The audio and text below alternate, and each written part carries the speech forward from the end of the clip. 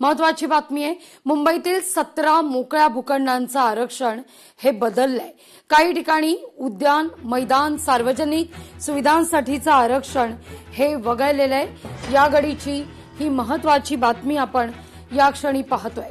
तर काही भूखंडांवर नव्या वापराचं आरक्षण प्रस्तावित आहे। एकीकडे मुंबईत खुल्या जागांची संख्या ही वाढवण्याची गरज असताना दुसरीकडे मात्र सार्वजनिक वापराच्या जागांच्या आरक्षणात बदल केला जातोय।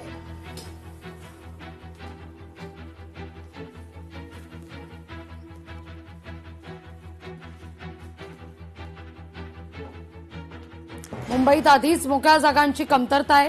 प्रशासनाच्या काळात विकास आराखड्यातील तब्बल 17 भूखंडांच्या आरक्षणामध्ये बदल करण्यात आल्याची माहिती आता या सगळ्या घटनेच्या पार्श्वभूमीवर समोर येते। काही ठिकाणी उद्यान, मैदान, शाळा आणि सार्वजनिक सुविधांकरता असलेली आरक्षणं वगळण्यात आली आहेत, तर काही भूखंडांवर नव्या वापराचं आरक्षण प्रस्तावित आहे। यामुळे मुंबईच्या भविष्याकरता मोकळ्या आणि सार्वजनिक वापराच्या जागा शिल्लक ठेवायच्या आहेत की नाही हा सवाल उपस्थित आहे। अधिक माहिती घेऊया आपल्या प्रतिनिधी स्नेहा जाधव यांच्याकडून। स्नेहा, काय अधिक माहिती?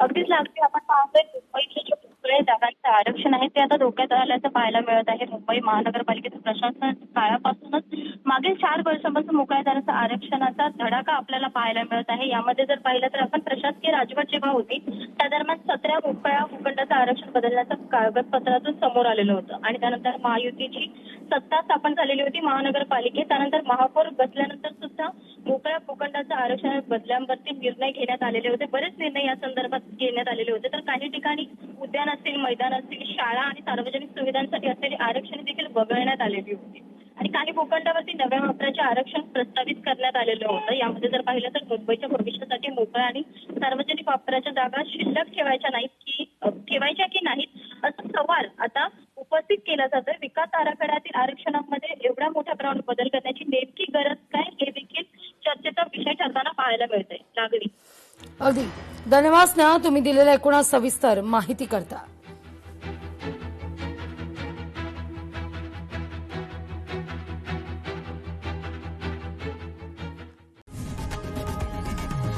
लोकशाही मराठी ऐका, पहा, जागरूक रहा।